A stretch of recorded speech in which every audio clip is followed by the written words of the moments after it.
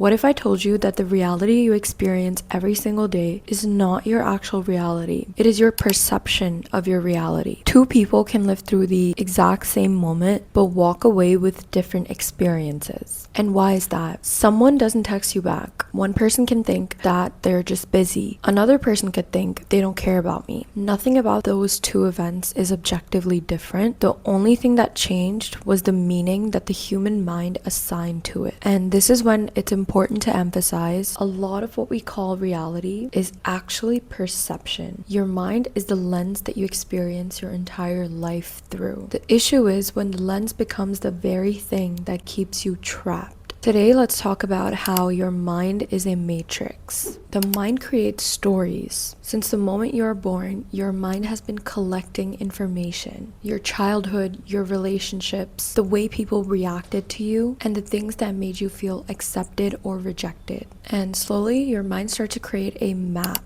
of how the world works, who you are, how people see you, and what's possible in this world for someone like you. But the interesting thing is most people never question this map. Even though it's something that's built by our individual experience, they spend the rest of their lives following directions that were written years ago by a younger version of them. Maybe even a version of them that was just simply trying to understand the world. Your mind is a matrix. The matrix is your beliefs. This is what I mean when I say that the mind is a matrix. It's not some dramatic external force that controls your life. A lot of the times, it is a belief sitting in the background of your mind that you don't even realize is running the show of your life. Because the brain isn't just observing reality, the brain is constantly interpreting it. The moment you start to believe something about yourself, your brain starts to collect evidence to prove that belief. Psychology calls this confirmation bias, because your mind loves to be right about things, even if the belief that it's validating is limiting you. So if you believe that the world works a certain way, your brain starts to notice every little thing that supports that reality. And even if sometimes there's evidence around to challenge that belief, your brain will not let you notice that. And that is why the mind is so powerful. Let me give you another example. Two people could see the same opportunity. The person that considers themselves to be lucky and capable sees that as possibility. The person who has a very low self-esteem and doesn't believe in their potential could see that as another gateway to failure. It's the same situation with two different realities, because they're not reacting to what is happening in front of them. They're reacting to the story that their mind has created around what is happening. Not every thought that appears in your head is a deep truth about who you are. Your brain produces